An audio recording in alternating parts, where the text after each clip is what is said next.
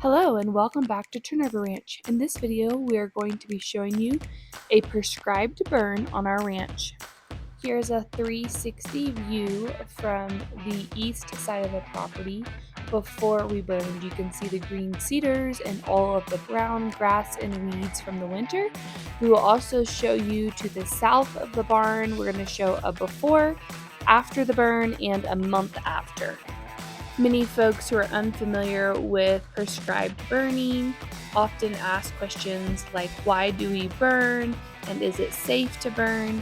In this part of the country, it is very common for ranchers and farmers to do controlled or prescribed burning to help with cedar control, with ticks and other bugs, as well as helping the weed control and grass. There's many benefits to the land and actually for safety for the cedars.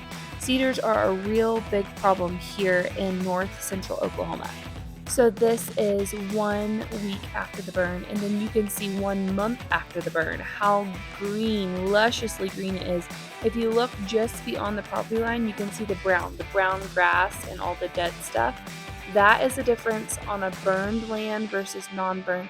You can also see the cedars. A lot of them are completely burned and some of them are partially burned. Even if they have some brown in them, they will be dying completely. Now we are on the south side of the barn, taking another 360 view, and I'll show you here before the burn, then the week after, and again a month later, so you can kind of see what all it did just to the property for 1 burn. We plan to do this multiple years in a row, and we are so excited to see the progress and how much it will change each year. So I want to talk about these cedars here for a moment. There's a couple of things that we really dislike about the cedars. They are a fire hazard, so if there is a wildfire that comes through, cedars are like bombs. They are explosive and highly flammable. They get extremely hot. So when they are not done correctly or under supervision with the correct equipment, they're very dangerous. So we really do not want these on our property, and they're a big problem, like I said, here in north central Oklahoma. So not only are these a problem for wildfires, they are also little tick hatcheries. The cedars draw in moisture. They take a ton of moisture from the ground. Another reason that we don't like them. They take the moisture from the grass that we need for all of our animals. But the moisture is what ticks like. Ticks love moisture. They're going to hide under and in these cedars, and if there's any leaves or anything that collects around them, that is a perfect habitat for ticks. And when you're running a bunch of cattle and horses, that is not our friend. Ticks are not our friend. This year specifically, a lot of people locally are having really bad problems with ticks, and we have seen literally a 99% change in our ticks this year from last year when everybody else is complaining about how bad they are. We are really happy with how few we've had on our place this year, and we are judging by the animals and how many they're getting. Last year, the animals would get hundreds and hundreds of them. Some of our horses even had to be sedated to be treated so they could get removed because there were so many. This year, we've hardly had any. You may pick off a few here and there, but it is very slight. We're super excited for the change that we've seen in 1 year of burning with the ticks. I won't even pretend to know all the right language or how to explain what it's like to burn properly, but there's so many ways that you can do this with these huge fire trucks. This is a Hemet here pulling from this pond to refill. They use blowers and they use actually fire against fire to draw with the different winds, and there's so many things that go into it. You have to watch the weather, the moisture, like the humidity levels. You can use backfires, and there is a lot that goes into this. You don't just light a match and let it roll.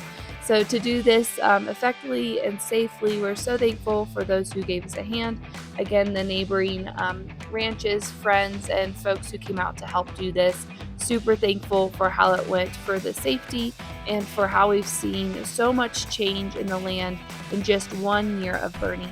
Now again, back to those cedars, you can do different things with them once they're burned. You can let them be. They will eventually deteriorate, but that will take quite some time. We would like to clean up the property and make it look a little bit nicer. So some people remove them by just cutting them off. We prefer not to do that. It does leave a stump that can be a hazard for popping tires on trucks or four-wheelers and side-by-sides. So ideally would be to go in and push them over and then make a burn pile of whatever is left over. So we'll give these several months, maybe even into late summer or fall. And then after a good rain, whenever there's moisture in the ground, they're easy to push out. They'll be real easy to push over being dead and having a moist ground. Then you can make a pile of them and just burn them up. That will really, really clean up this land, and we're excited to see how it looks next year.